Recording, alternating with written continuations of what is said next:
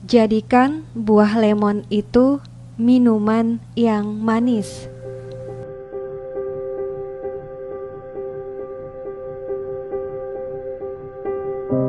Orang cerdik akan berusaha merubah kerugian menjadi keuntungan, sedangkan orang bodoh akan membuat suatu musibah menjadi bertumpuk dan berlipat ganda. Ketika Rasulullah Shallallahu Alaihi Wasallam diusir dari Mekah, beliau memutuskan untuk menetap di Madinah dan kemudian berhasil membangunnya menjadi sebuah negara yang sangat akrab di telinga dan mata sejarah. Ahmad Ibnu Hambal pernah dipenjara dan dihukum dera, tetapi karenanya pula ia kemudian menjadi imam salah satu mazhab.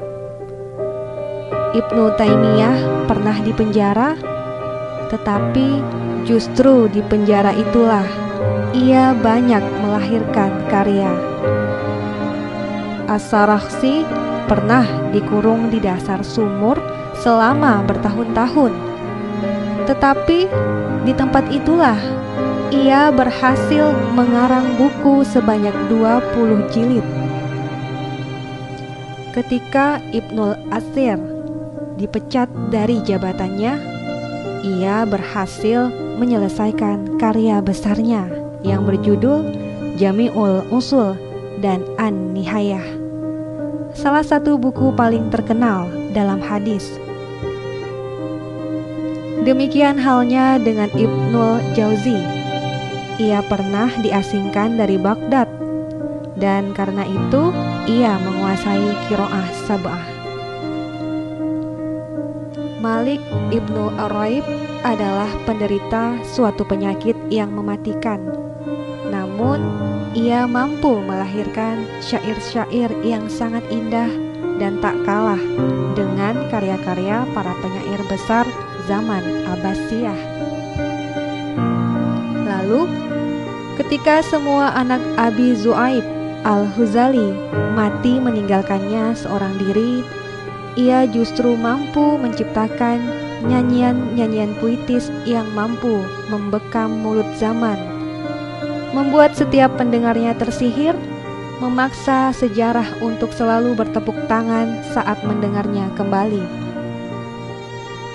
Begitulah, ketika tertimpa suatu musibah, Anda harus melihat sisi yang paling terang darinya.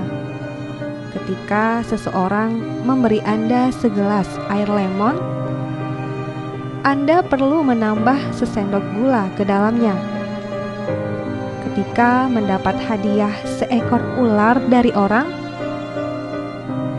ambil saja kulitnya yang mahal dan tinggalkan bagian tubuhnya yang lain. Ketika disengat kalajengking, ketahuilah bahwa sengatan itu sebenarnya memberikan kekebalan pada tubuh Anda dari bahaya bisa ular. Kendalikan diri Anda dalam berbagai kesulitan yang Anda hadapi. Dengan begitu, Anda akan dapat mempersembahkan bunga mawar dan melati yang harum kepada Kami.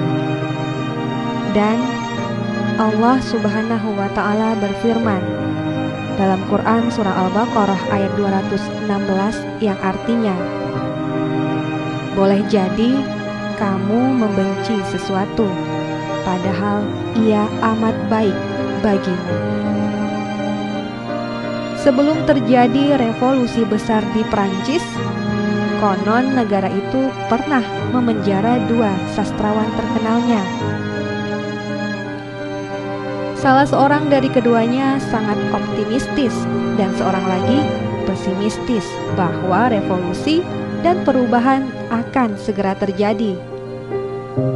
Setiap hari, keduanya sama-sama melongokkan kepala melalui sela-sela jeruji penjara. Hanya saja, sang sastrawan yang optimistis selalu memandang ke atas dan melihat bintang-bintang yang gemerlap di langit. Dan karena itu, ia selalu tersenyum cerah.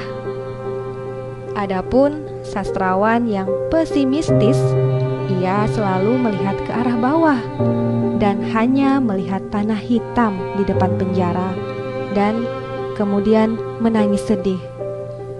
Begitulah, sebaiknya Anda selalu melihat sisi lain dari kesedihan itu, sebab belum tentu semuanya menyedihkan. Pasti ada kebaikan, secercah harapan, jalan keluar, serta pahala.